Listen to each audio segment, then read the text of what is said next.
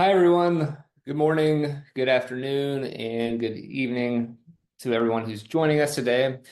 We're going to give everyone about a minute or two to get into the room, and then we'll go ahead and kick the discussion off. So go ahead and please stand by.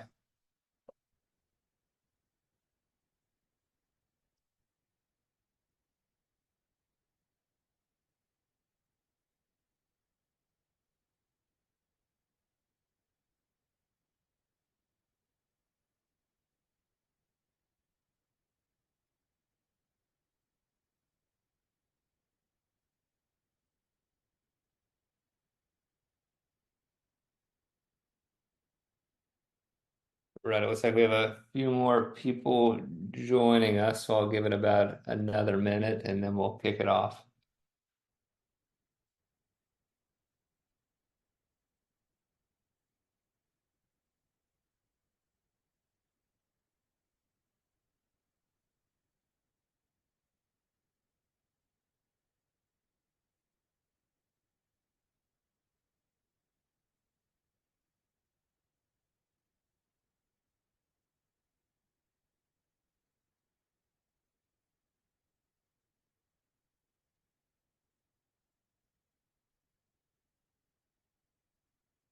All right. I say let's go ahead and get things started here. So thanks again, everybody, for joining us today. We expect the event to run anywhere between 20 and 25 minutes, and then we'll hopefully have some time for questions at the end. A little bit of housekeeping is at the bottom of the meeting room. You'll see different options to interact with us. Please use the Q&A area for questions to the speakers as we go through, and definitely at the end. And there will also be a chat button that you can use to raise any technical issues during the course of the event. The recording and event deck will be sent out to you post the event. And with that being said, let me go ahead and introduce our speaker for the day. It's Vivek Joshi. He is the CEO and founder of Entitle. He has decades of experience working on both sides of the industrial equation. He's passionate about all things install base and simplifying install base workflows to give customer-facing OEM teams to have an opportunity to do more with less. He's also the founder of our Industry Next community, designed to help industrial leaders share and learn from each other. With that, Vivek, I'm going to hand it off over to you. Colin, thank you very much. And every time either you or JW introduce me as a guy with decades of experience, I have to remind myself that the good part about decades of experience is that you've seen a lot and done a lot. The bad part is you've seen a lot and done a lot and remember a lot, right? And sometimes you have to bring out these stories to make sure we share this with you. As Colin said, I'm the founder and CEO of Entitled. I'm excited about some of those lessons I'm going to share with you today.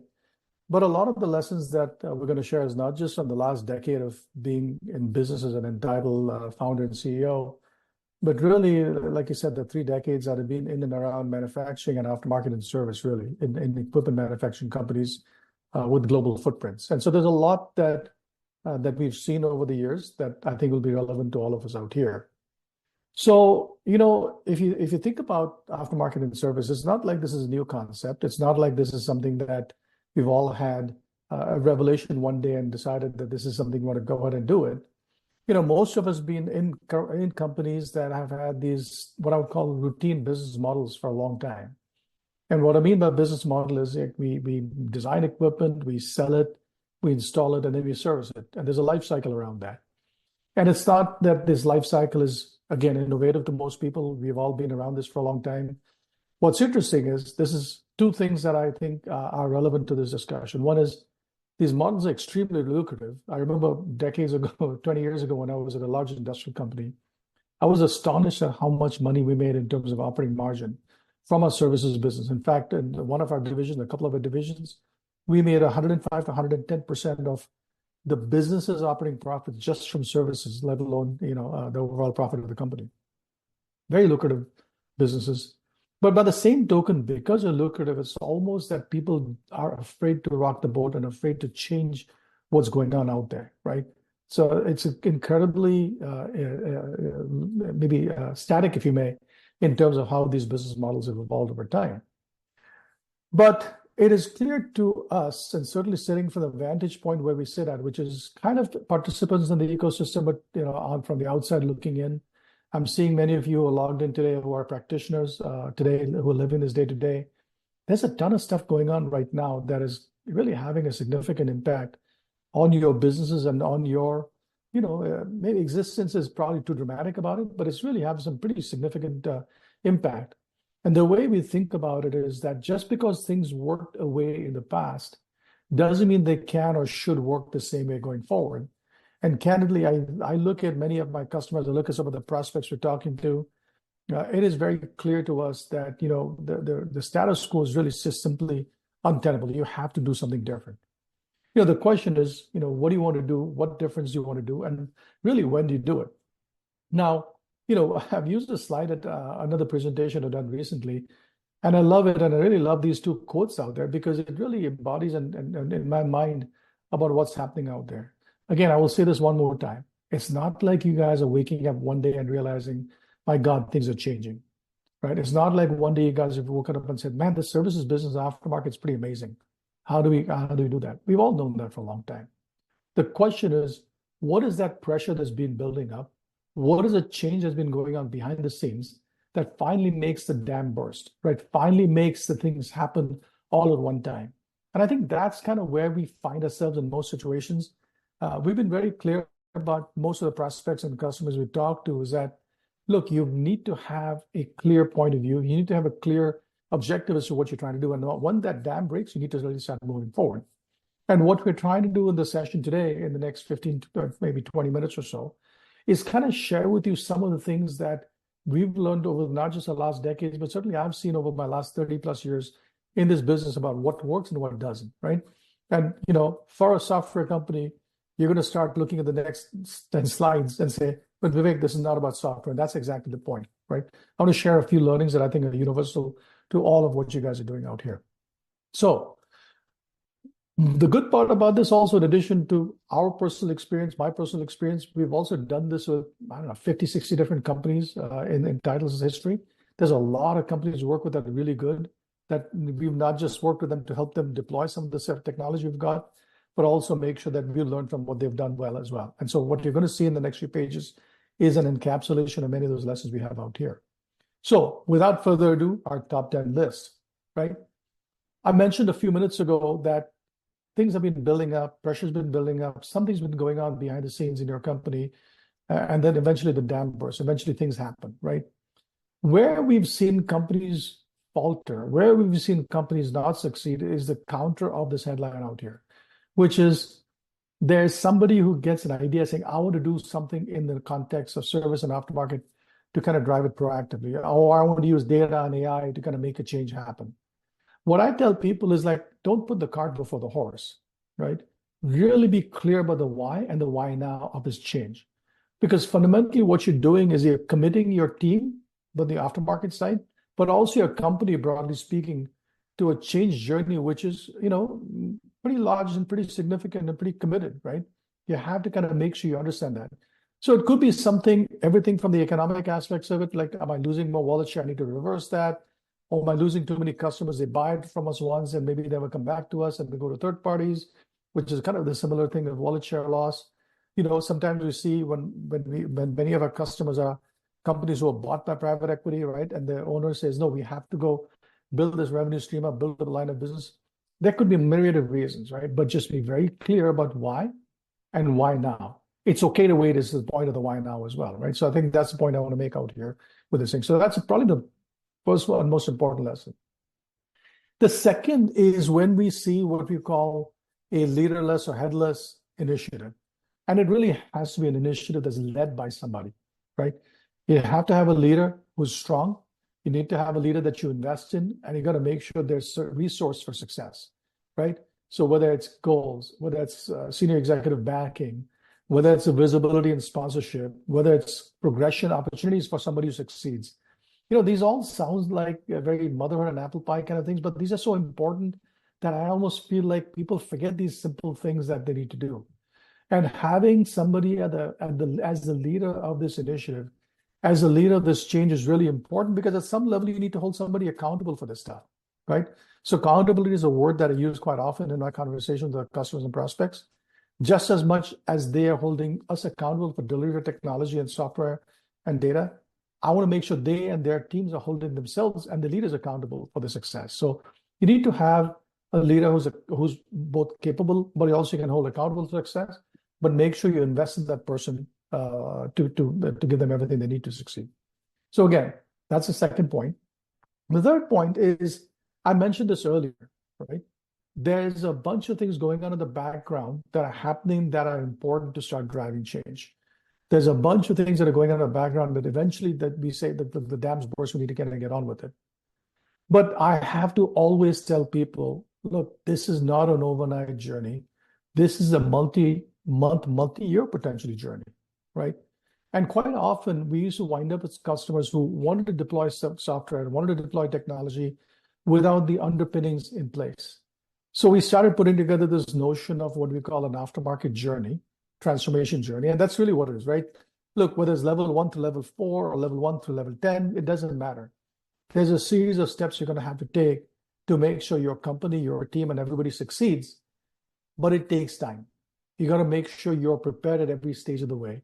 When I was at this big industrial company a long time ago, we had the classic stage gate process. So between every stage, we had a stage gate checkpoint, we had a milestone checkpoint, and then we would then pass stages and get to the next stage. So you can use any framework you want, but the main thing in this message is like, it's a journey. You got to build a plan for it. You got to build a plan that includes resources and make sure you commit to it, right? So this is really important. And then more importantly, the equally importantly in this slide is the fact that you can't rush from 0 to 4 or 1 to 4 or whatever it might be in your stage of maturity without making sure you go through it. I know it sounds terrible in this day of instant gratification, but you have to go through certain growth stages to get to the ultimate nirvana that you're trying to get to, right? So long journey, plan on it. The other thing I say to people, and this is something that is obvious to those of us who've been around this business for a long time, but it took me a while to kind of articulate it the way we are. Install-based intelligence or install-based workflows or install-based anything really is a team game. And what I mean by that is those of us, and I see some of you in the audience today, who live this every day, know that install-based is just not the province of services or aftermarket. Engineers have to play a role in it. What's reliability data? This morning in our product team, we had a big discussion about a bill of materials feature we're building in Entitle, right? And the bill of materials, a lot of people have this information in ERP systems. There are some things in PLM systems, which are the ownership of engineering. ERP or an MRP is ownership of manufacturing. Design, sourcing also has a role to play in it when they start changing suppliers. So there's a lot of interplay out here that says, look, you can't think of this as an isolated situation. You have to consider this as a team game. And, almost every part of the company has a role to play in this notion of building up an install-based platform and install-based engine to make you an aftermarket champion, right? So coming back to these first 3 points, if you know the why on the why now and you got the right leader, make sure she's building the coalition around her to succeed. Make sure that coalition understands that as a coalition or the team understand that there's this journey they're going to go on collectively, right? Because last thing you need is a disconnected, disjointed, out of synchronization community that doesn't know what the other person's doing. And by the way, we see that quite often. Right? We'll see that the aftermarket leader brings in Entitle and starts doing something, and then suddenly the people in manufacturing is like, what the heck is this about? Why are we doing this? Or the people in sales are like, well, I wasn't informed about this. Or the reliability people don't know all the data they need to share with us, and so on and so forth. And it becomes really a problem as part of this journey that we're talking about. So make sure you get the team ready. Make sure it's a multifunctional team that's get these things going. So that's lesson number 4.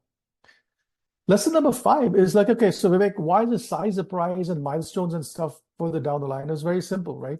You could put it up front in the planning phase for sure.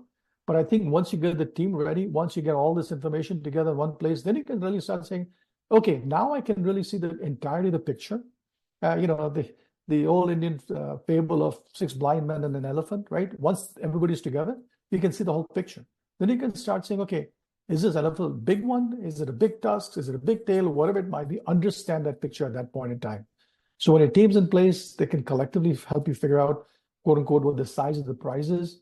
And hint to those who are in this business, please don't go to the second and third decimal place. It just simply doesn't matter. Get it directionally right. Get it to the point where you can have a plan that you can build around that. Because I promise you, those of you who start this journey are so far from nirvana that it's going to take a long time to get there. So figure out, as I say, how do you make the first million? By making the first dollar, right? Same place. How do you get the wallet share up to 100%? Well, get the first percent out there. Right? Figure out the plan to get there and get going. So figure out what's good enough. Figure out what the success metrics are. Same thing, stage gate milestones, whatever framework you guys want to use, build it. Again, you're probably saying, Vivek, so why are you telling me this stuff, right? Should we plan this? Yeah, you should do it, but believe it or not, most people don't. And we have this realization over time that people have to put this in place. It's almost like we need to kind of make sure that collectively in Tidal and our customers, we need to make sure we do this thing all the time. And so that's kind of one of the lessons we want to make sure we share with you as well. So that's lesson number 5. Lesson number 6 is what, the other title, the title of this slide I thought about is please don't boil the ocean in search of data, right? And one of the best things I learned a long time ago when I was in consulting is data or the source of data becomes a secondary or tertiary decision once you decided what you're going to go do, right? So you figure out what hypothesis you're trying to test out here. Am I going to reduce churn, or if I can do this, or I can increase wallet share, whatever it might be. Once I have my hypothesis, then I know what I need to go do in terms of analysis I need to do. And therefore, I then need to know what data I need to get. Again, same thing here. Don't put the cart before the horse. Don't start drowning in data before you try to figure out what needs to get done, right? So start with use cases, understand what analysis you need to do, then figure out what requirements you need to go get from the data side.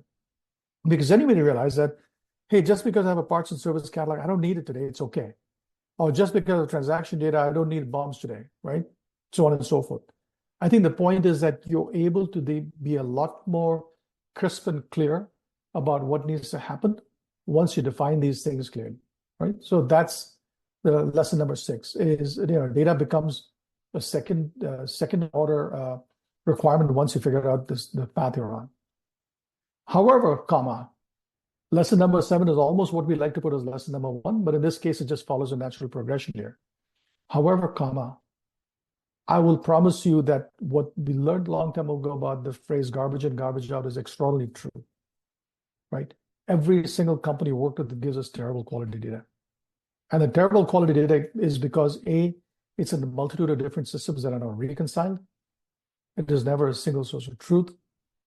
Extraordinarily poor quality in terms of things like data drops, null fields, spelling mistakes, duplicates, you name it, everything. We've seen the whole range of poor quality. So no matter what, once you figure out the data sources, you have to go invest in figure out data sources, figure out the data quality. You have to go invest in that. Because if there's one thing we've learned painfully, is that in as much as the bouquets you'll get when you start doing this thing, you'll get an extraordinarily large number of breakbacks the moment somebody sees bad quality data. It is the surest way to lose credibility.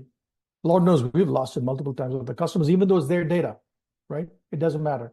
We took on the responsibility. We are accountable for cleaning up the data. The moment we made a mistake, it's our issue, right? So we've learned very painfully that we have to focus on this upfront.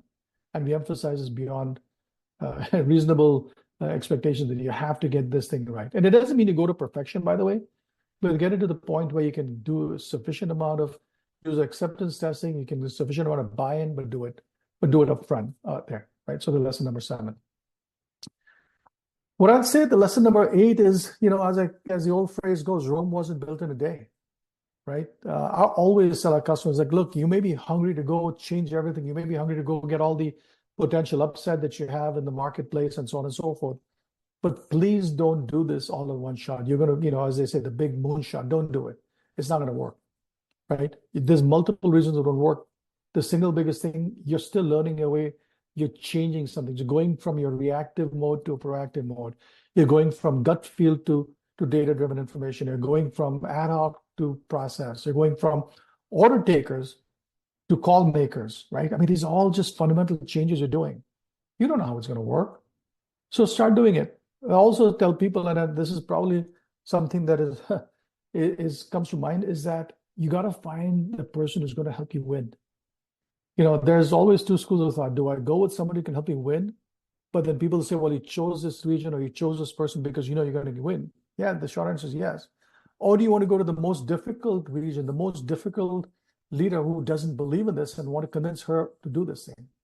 I always err on the side of get the wins first, right? And so find the right person, do it. It's kind of a bit of a Goldilocks situation. It's like not too hot, not too cold, just right. So it's a judgment out here you got to do. But the main thing is when you choose that person, you're using that to prototype and experiment and learn and keep going from there, right? A lot of stuff that can get done in a very small scale to do it. Next one is once you figure that out, you now have a template to say, okay, what's working on the people side?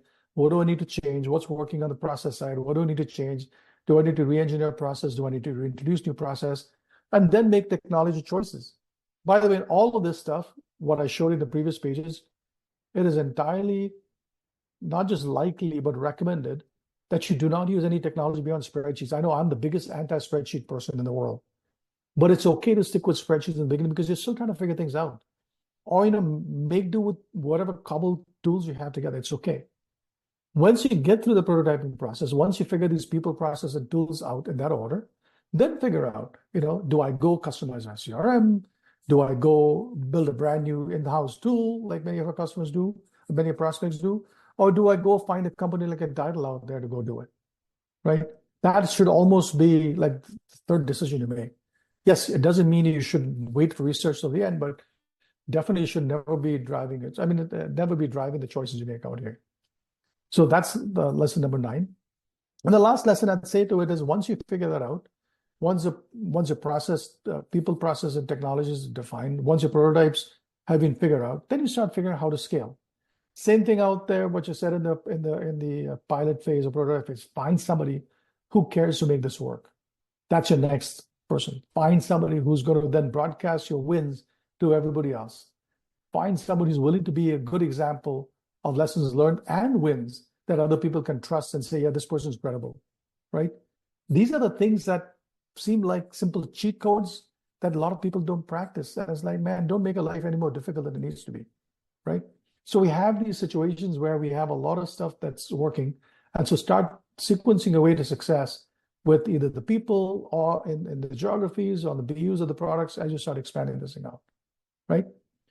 Again, very simple, very straightforward, but as I say, common sense is not common, right?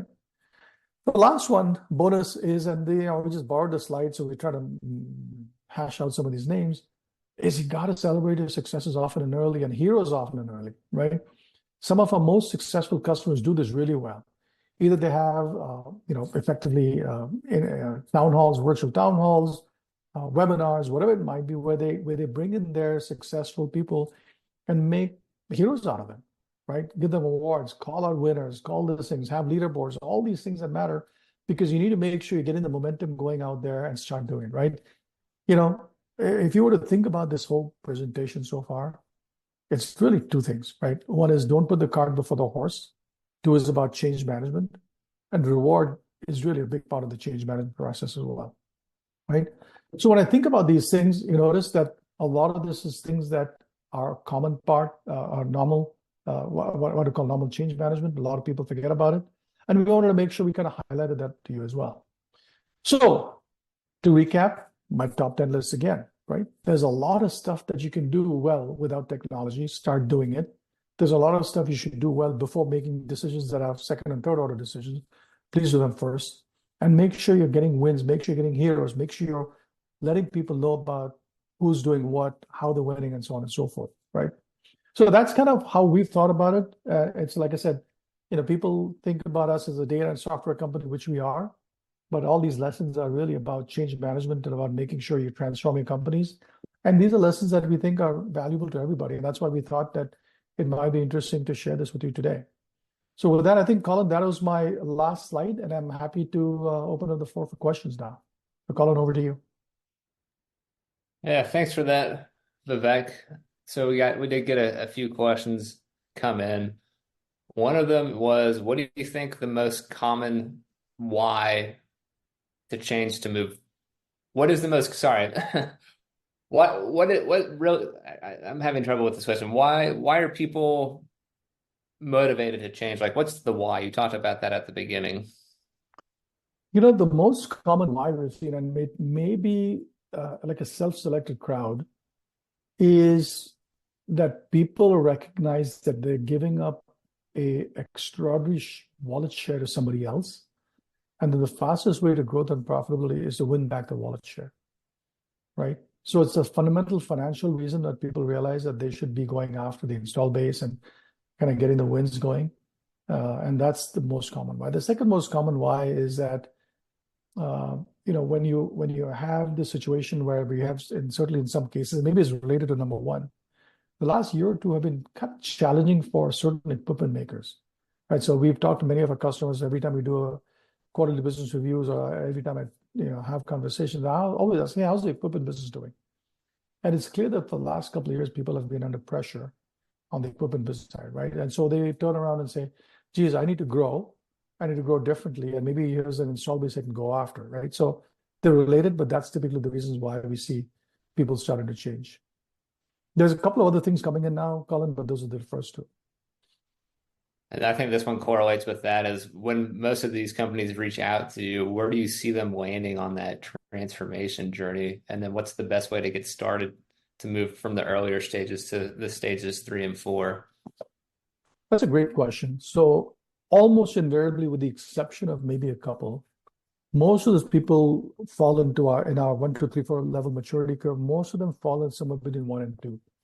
And I know that's a hard message for me to deliver to people, but it's important I deliver to them because they have what they call inside sales teams, or really order taking teams, or they really don't use data. They really don't have even a CRM available to their aftermarket salespeople, or the salespeople are busy selling equipment versus selling parts and service, right? So there are all kinds of different things going on, but they invariably somewhere between 1 and 2. When I ask them that, and quite often I tell people, look, I think you're a year or two away from even thinking about a technology like entitled. What I have them go do is first figure out as Jim Collins said, first figure out who's on the bus before you start figuring out where the bus is going, and then what do you need to put in place. So I always say start with the who, right? Get the people in place first. Be the leader. Be the people who have a hunting mindset and a growth mindset versus people who've been used to doing business a certain way. Go fix that. Go put that in place. They will be then the right ones to design the process that you need to go do, and so on and so forth. So that's kind of the sequence of things that I see works best for most companies. And we had another question. What's the common obstacle to get a buy-in for updating the ERP?